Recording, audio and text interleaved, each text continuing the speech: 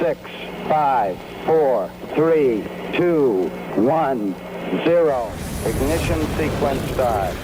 We choose to go to the moon. We choose to go to the moon.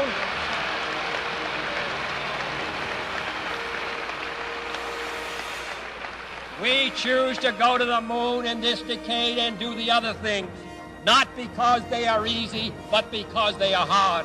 However, let us imagine for a moment that the many problems have been solved. We are ready to begin our first voyage to the moon. We've been brought in here by Stanley Kubrick to more or less ensure the scientific integrity of the film, to make sure that it's very, very close in reality, but still we want to make certain that it has a base of reality. 10, 9, ignition sequence start. 6, 5, 4, 3, 2, 1, 0. All engine running. Liftoff. We have a liftoff. 32 minutes past the hour. Liftoff on Apollo 11. Tower cleared. We got a roll program. Neil Armstrong reporting the roll and pitch program, which puts Apollo 11 on a proper heading.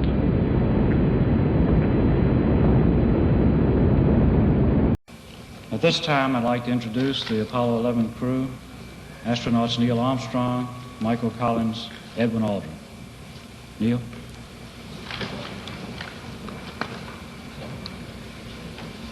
It was our pleasure to have participated in one great adventure.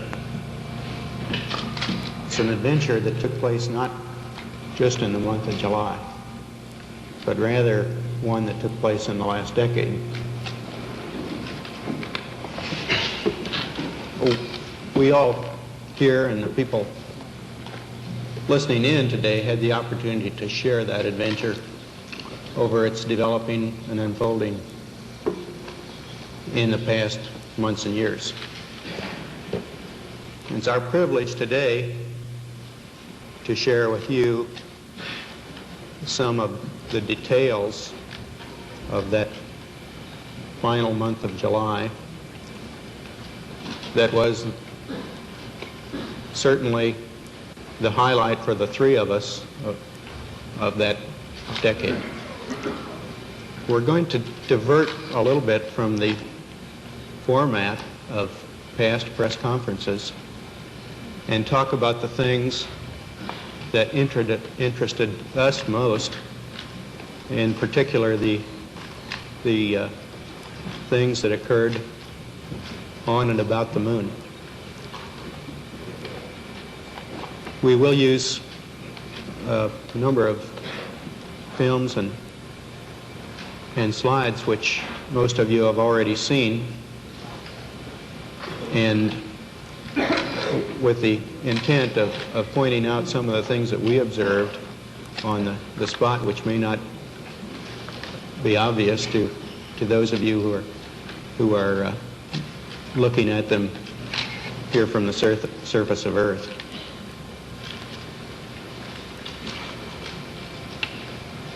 The flight, as you know, started promptly. And I think that was characteristic of all the events of the flight. The Saturn gave us one magnificent ride, both into Earth orbit and on a trajectory to the moon. Our memory of that actually differs little from the reports that you have all heard from those previous Saturn V flights, and the previous flights served us well in preparation for this flight in the boost as well as the subsequent phases.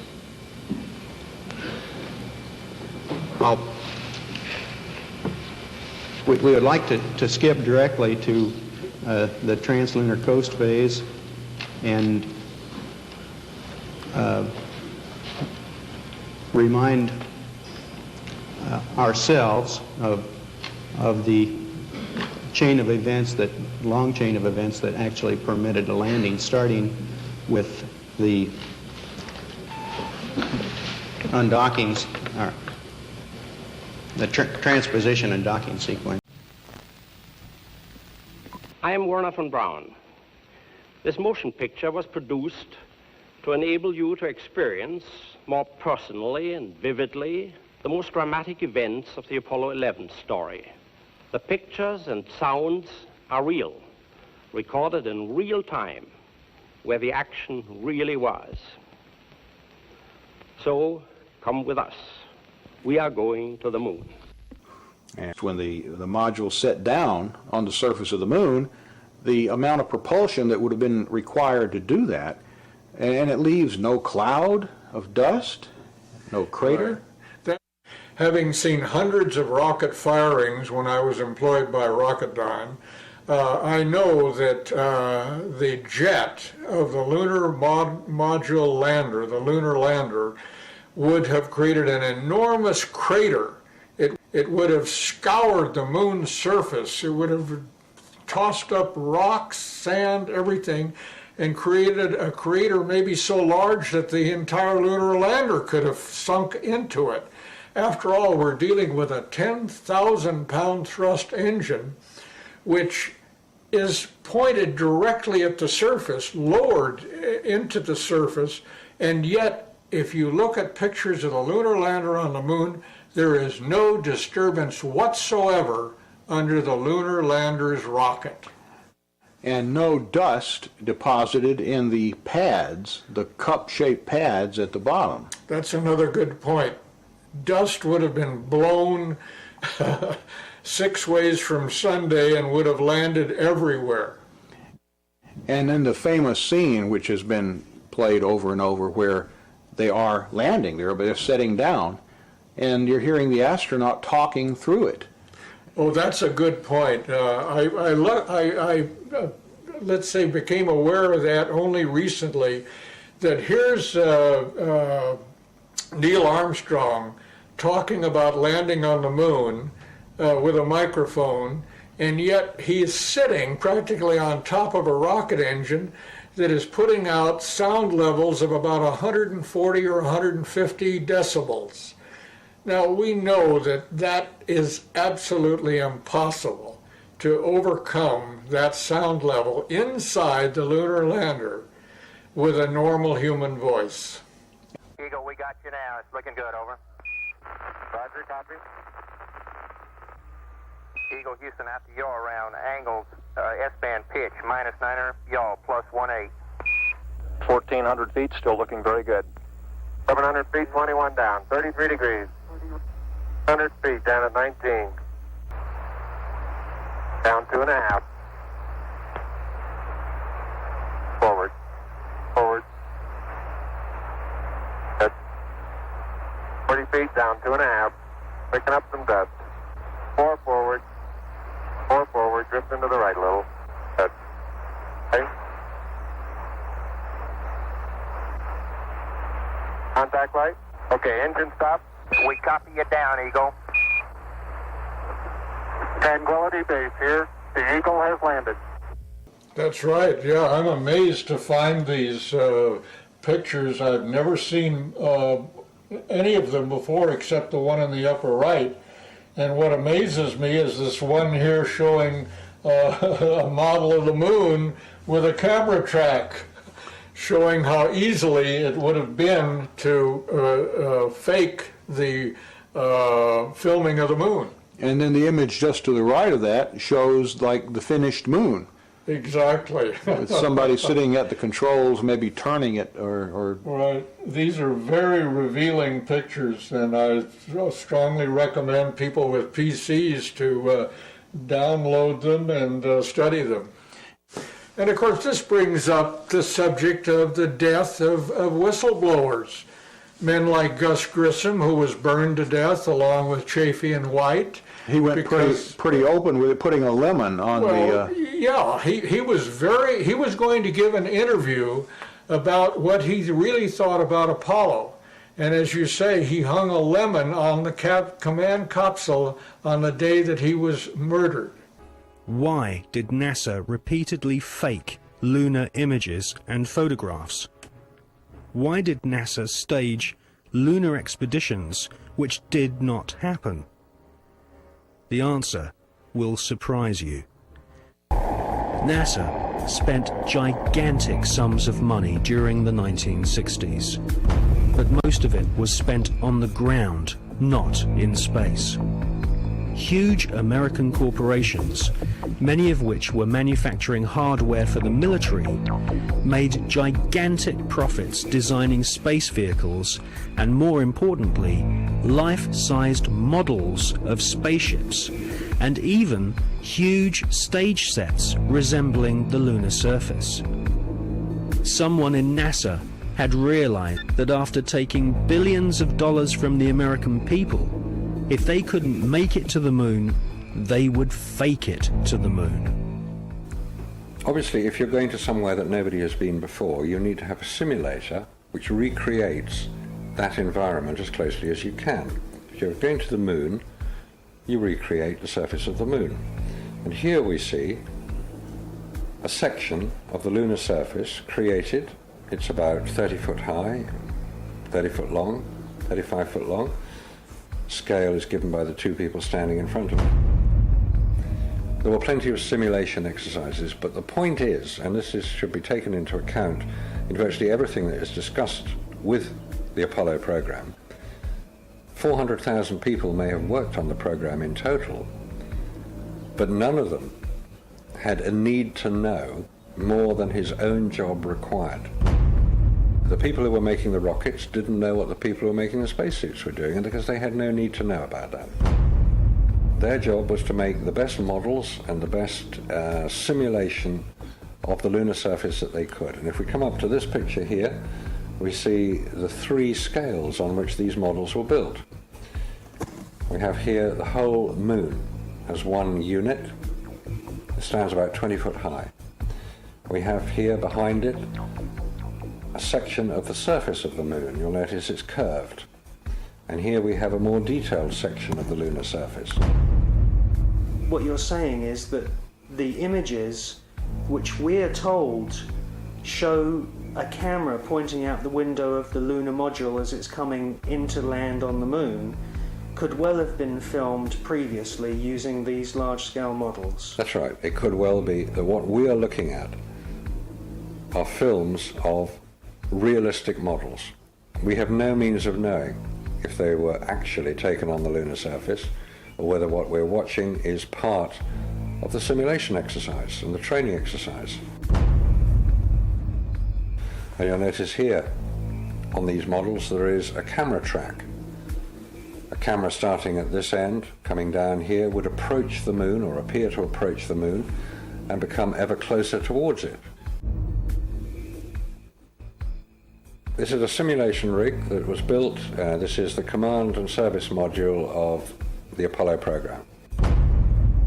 And you'll notice that the window here looks out onto a block here. And there's another one here. They're curved. These are the screens onto which the lunar surface was projected as the craft made a simulated approach towards the lunar surface.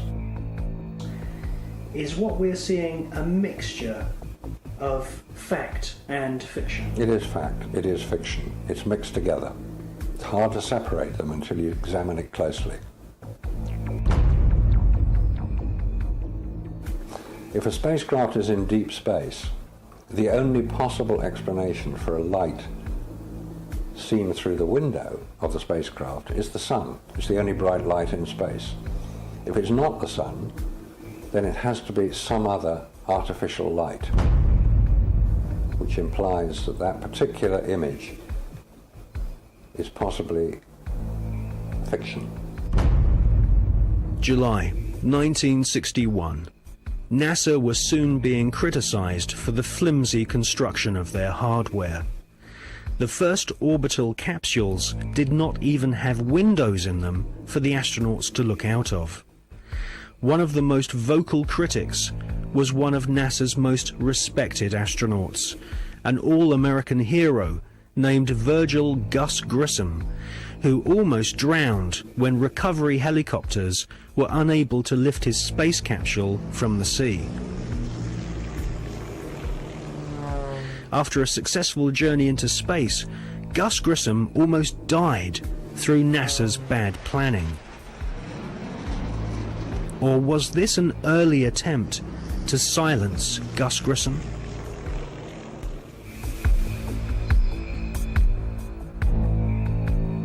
May 1963.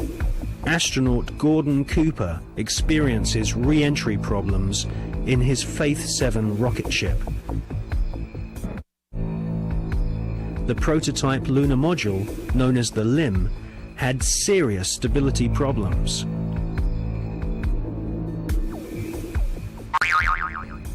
At this stage, there was no guarantee that even if NASA managed to get a spaceship orbiting the moon, they could land safely without killing the crew.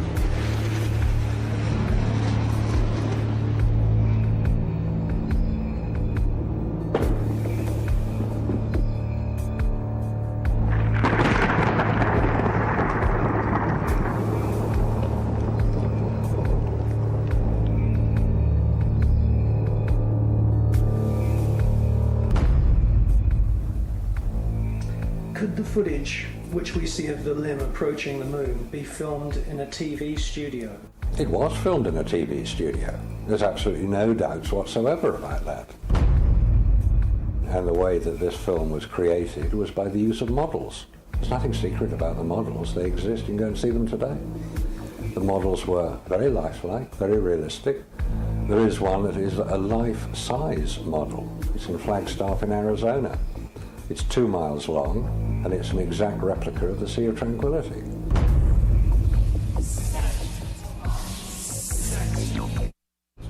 The photographs were used to create from those images the replica of the Sea of Tranquility, so that if it was flown over in a helicopter, it would appear as if it was a spacecraft approaching a similar area to land.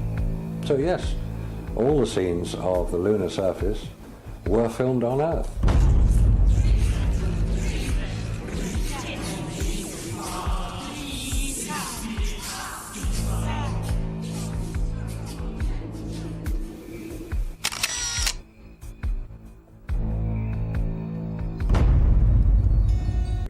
And without having spacesuits nor spacecraft which can protect the occupants from radiation, NASA convinced the American people to pay $40 billion for the space program.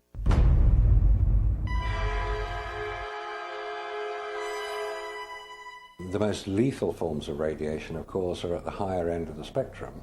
That's gamma rays and X-rays. We know what ultraviolet can do. If you stay out too long in the sun, you get sunburn and skin cancer and die, and it's all very sad. But gamma rays, and X-rays especially, are particularly lethal to humans, unprotected humans. There was no protection that I have been able to identify. I've found no reference to it. I found nothing that will tell me what level of protection is offered. So I have to assume none was.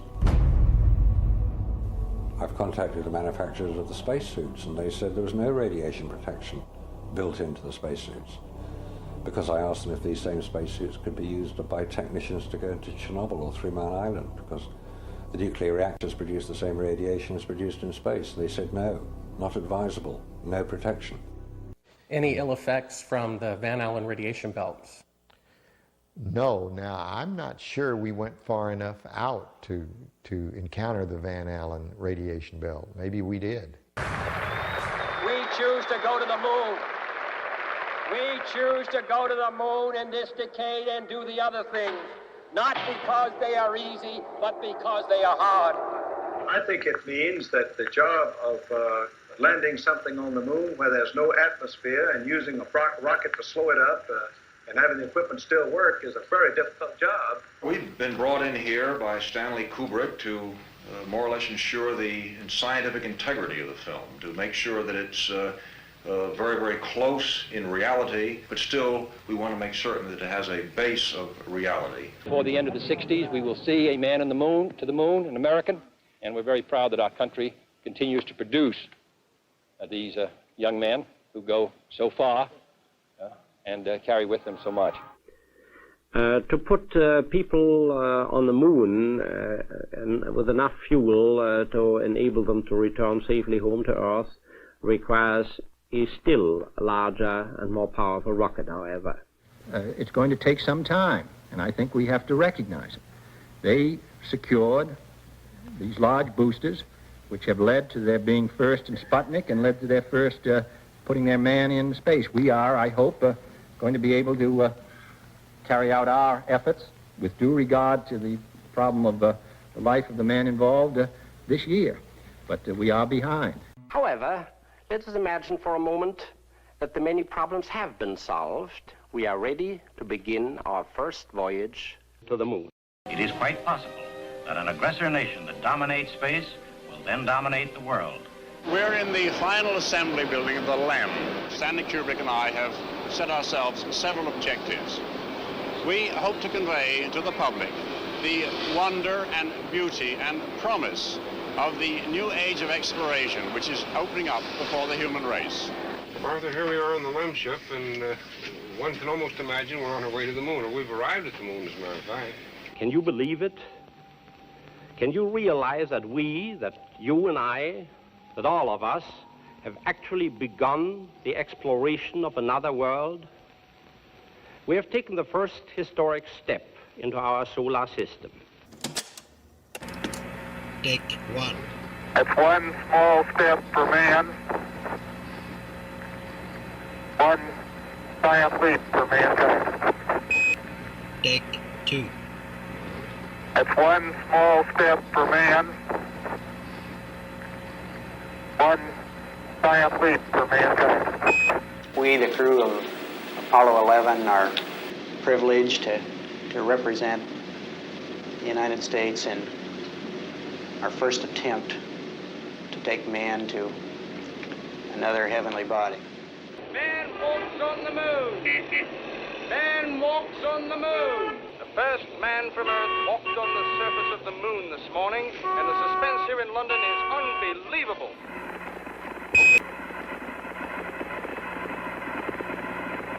Hello, Apollo 11, Houston.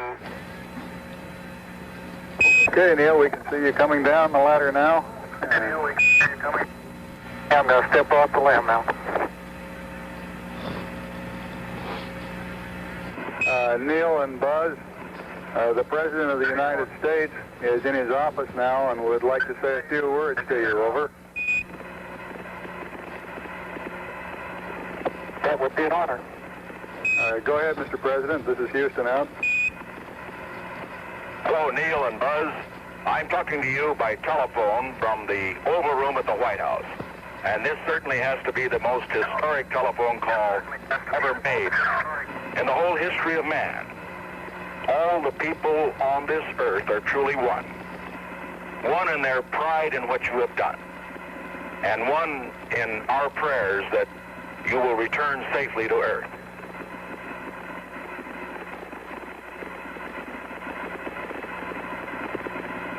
Presented by NASA, the National Aeronautics and Space Administration.